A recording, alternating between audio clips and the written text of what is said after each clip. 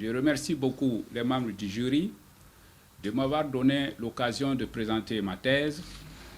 intitulée « Intégration commerciale du Burkina Faso dans l'espace communautaire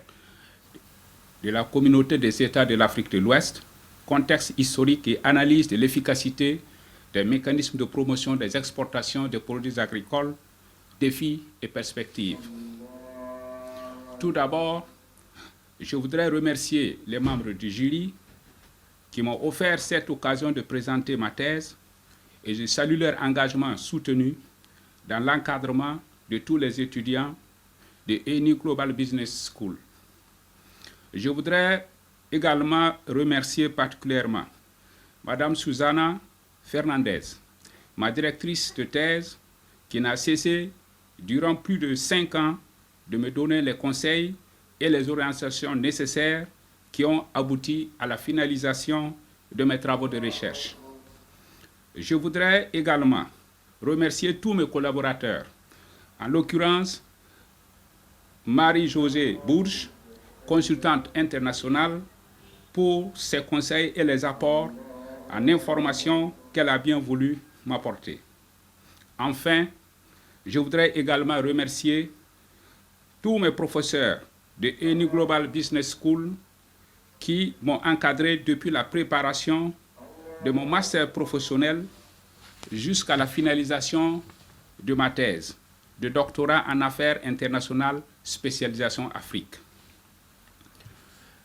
La thèse que je soumets aujourd'hui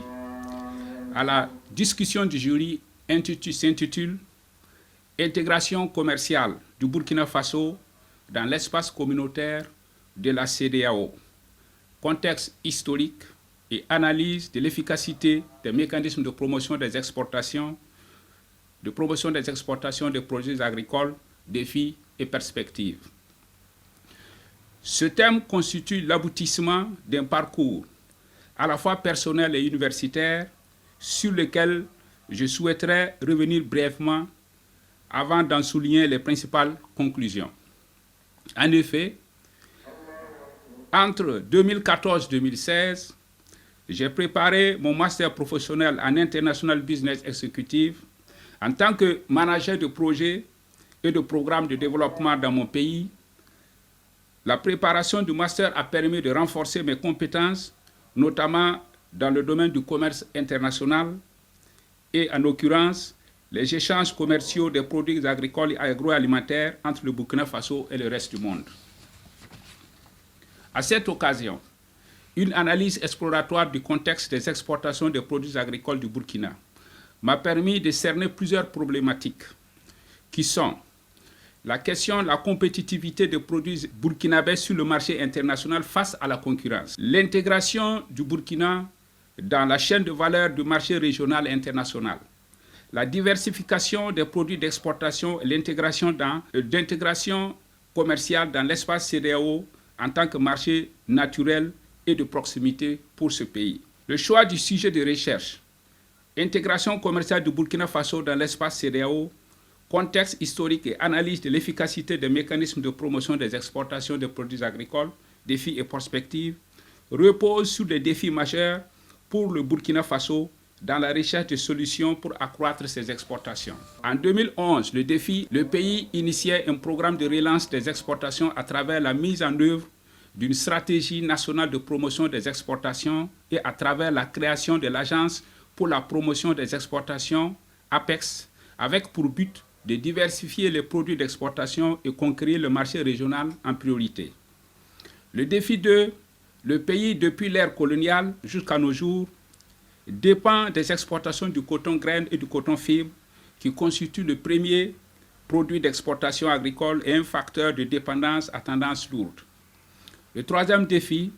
la stratégie nationale de promotion des exportations ne met pas l'accent sur l'agro-industrie, mais plutôt sur les produits de base, ce qui nous amène à nous interroger sur la pertinence de la stratégie actuelle et de la nécessité de changement de paradigme. Ce faisant, dans le cadre de mes recherches,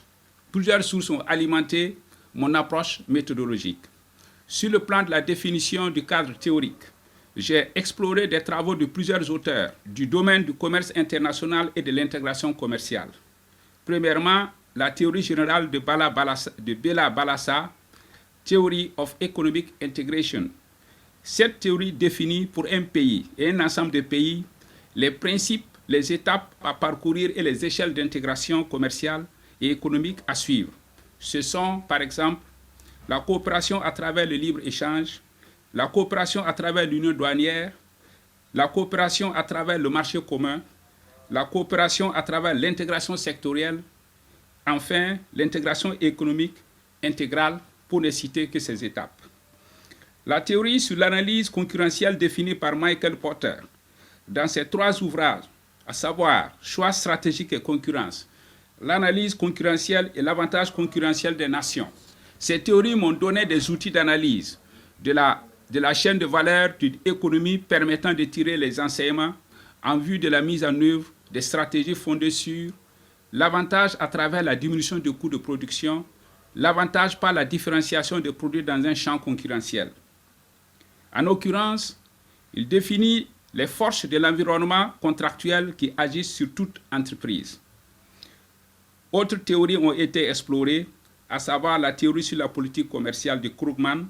la théorie sur la disponibilité de l'offre de Kravis et la théorie de la demande représentative de Linder.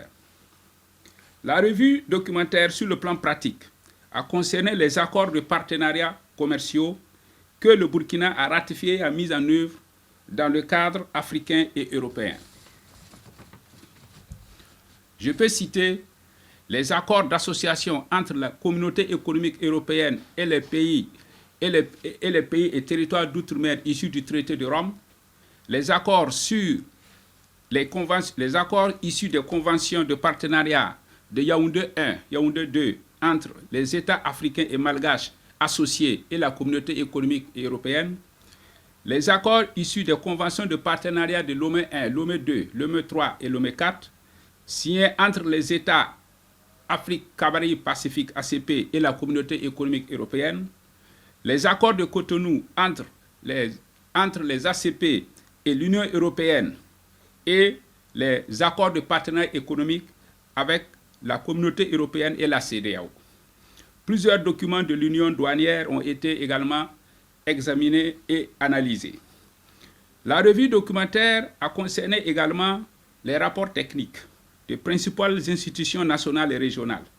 Aussi, j'ai pu bénéficier de l'accompagnement de plusieurs personnes ressources du secteur privé national dans le secteur des exportations. De ce fait, je vais présenter les grandes conclusions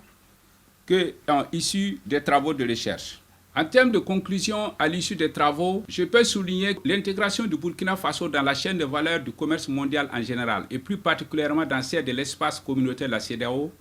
a été réalisée par jalons successifs. D'abord, pendant l'époque coloniale sous l'impulsion de l'administration française, ensuite,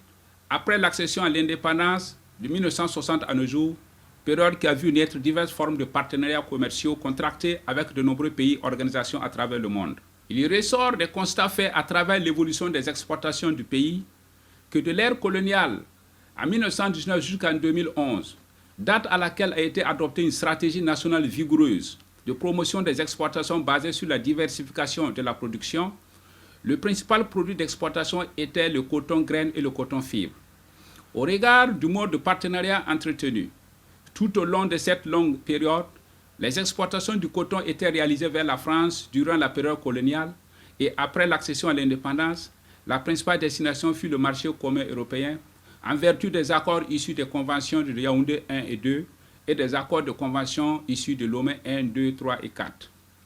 Au cours de cette évolution, le pays fut constitué en terrain de recherche scientifique mené par des institutions de recherche liées aux sociétés cotonnières dont le rôle fut la vulgarisation de nouvelles variétés performantes ayant permis de faire du coton la principale production de rente. Parallèlement, les sociétés cotonnières constituées particulièrement de filiales de sociétés françaises ont exercé leur contrôle sur la filière cotonnière et ont créé les conditions de sécurisation des approvisionnements des industries européennes en mettant en place des mécanismes de financement, notamment à travers l'aide de financement au développement. Jusqu'à nos jours, les efforts déployés par l'État burkinabé pour prendre le contrôle de la filière cotonnière furent vains. la volonté publique ayant été anéantie par la rudesse des programmes d'ajustement structurel dont les conditionnalités imposées étaient le désengagement de l'État et les privatisations des sociétés d'État. Alors,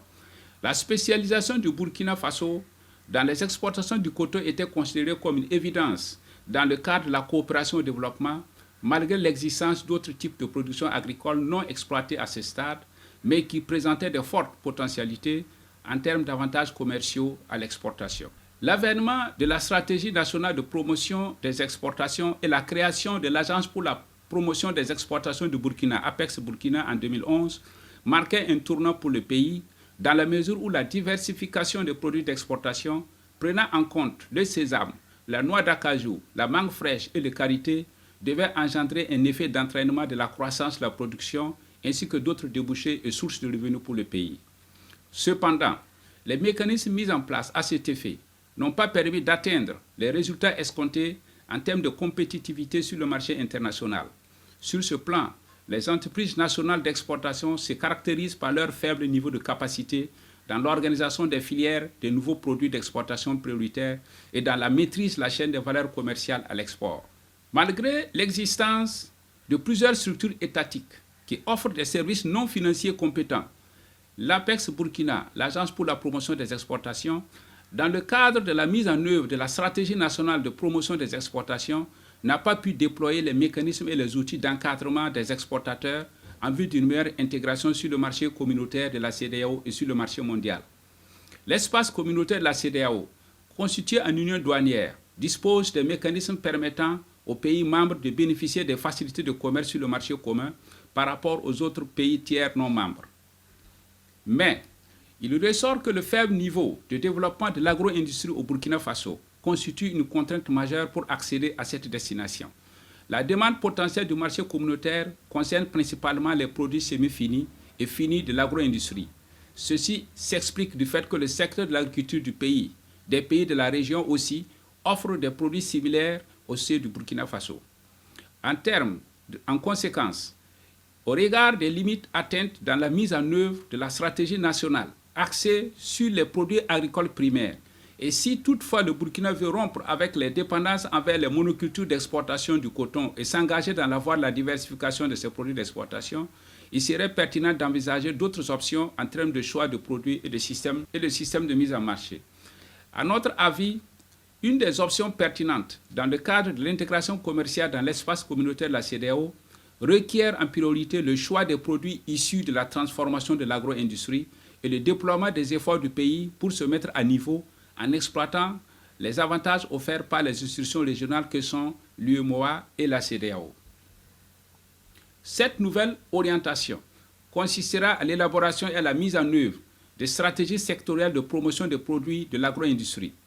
En effet, cela présente un double avantage pour l'économie nationale et pour le pays.